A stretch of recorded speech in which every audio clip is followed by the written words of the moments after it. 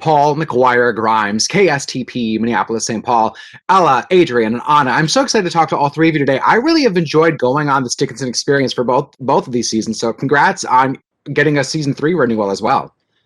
Thank you. Yeah. When you think about the real Emily Dickinson, what sticks out to you most about her? What do you want fans to think about her? Yeah, I think the thing that I learned about Emily that I didn't completely know was just how ahead of her time her poetry was. Everything else at the time period was written in a very specific structure and had complete rhymes, whereas Emily's looks completely different on the page. It doesn't necessarily rhyme. She uses dashes. She wrote them on her envelopes and little scraps of paper. I mean, she really was an iconoclast. And so I think that really puts her personal life in this context of you just want to know how this woman was able to create this kind of unstoppable force of this wild body of work. And I think that informs why our show is so contemporary, because it really is looking at a female genius, not only in the 1850s, but what that experience is like in 2020 as well.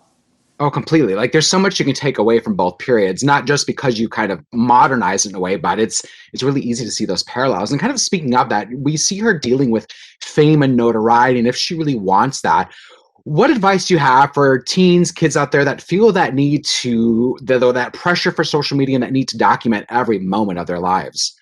Yeah, I think often social media shows us a way that we should be projecting ourselves, and we all have this internal idea of what would be most liked or most commented on.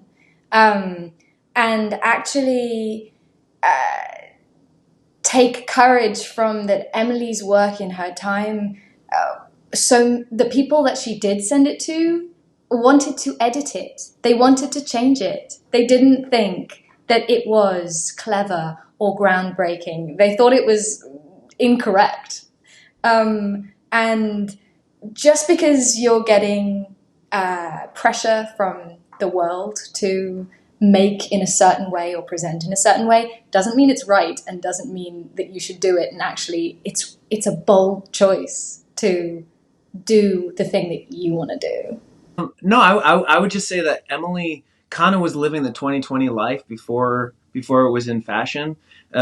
She stayed in her house for most of her time, and she did have a couple of bouts with actually getting her poems published. But for the most part, she was writing her poems just for herself and binding them in these little books and putting them in a trunk. And that is okay. You should be okay with creating art just for yourself. That sometimes you can do even more revolutionary things because you don't have the world being like, this is what you should be doing. We see in one of these episodes Emily going to the opera and meeting this really great opera singer, but it doesn't quite go as planned. Is there someone that you've met along the way that you've looked up to and is actually everything you wanted them to be? I got to have a conversation with Helen Mirren the other day, Dame Helen Mirren, and she was everything I have ever dreamed that she would be, and it was thrilling. Oh my, I can't even imagine what that conversation would be like with Dame Helen Mirren. She talked to me a lot about working in corsets and suggested that all the girls on Dickinson should get the craftsmen on the show to make us leaning boards. It's a wooden plank that you can lean on, because in our huge skirts we actually can't sit down. And so it's a wooden plank with a little ledge for your tush. Right. I would like to request that Austin also gets a leaning plank. I think Austin is a leaner too. It's a bro device. Well, it's been great talking to you. I've loved our conversation. I wish we could talk more. I'm so excited for people to see season 2. There's a lot of really great things happening, and it's such a bigger world than what we saw in the first season. So thank you so much. I appreciate it. Thank you. Thanks, Paul. Thank you. Yeah. I love your background. Oh my goodness. Thank you so much. We have a really big movie collection here in our house. Oh, it's real. I thought it was. It's real. Yes. No, I could pull one off the shelf right now. Ooh, wow. Anyway, Paul, McGuire, Grimes, KSTP, Minneapolis, St. Paul. Alena, it is really great talking to you today. I really have enjoyed watching both of these seasons. I'm excited that we're going to get a third as well. So kudos to you on that. Thank you. Thanks so much.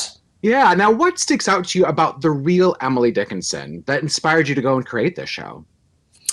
Well, I guess the thing that really compelled me about Emily Dickinson is this kind of central paradox of her life, which is that, on the outside, it looked pretty mundane.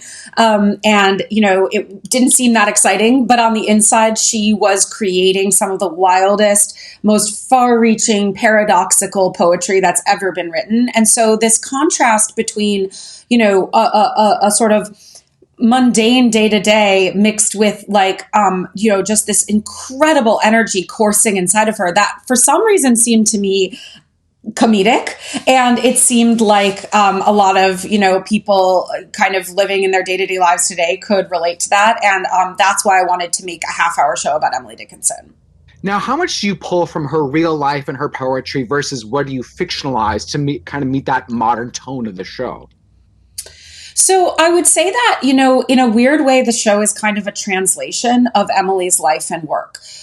We use, people always ask me this, what's real, what's not? And the funny thing is that it's almost impossible to point to anything that's not real because I actually love using the facts of her life as well as the actual lines of her poetry to come up with the stories that are happening in the show. So it's sort of like I'm using it as a collage, as the materials for a collage that can just go in unexpected ways because of all the contradictions that are embedded in this life where, there's so much irony to Emily Dickinson's life. And I think the show plays with those ironies, but remains actually shockingly faithful to the truth.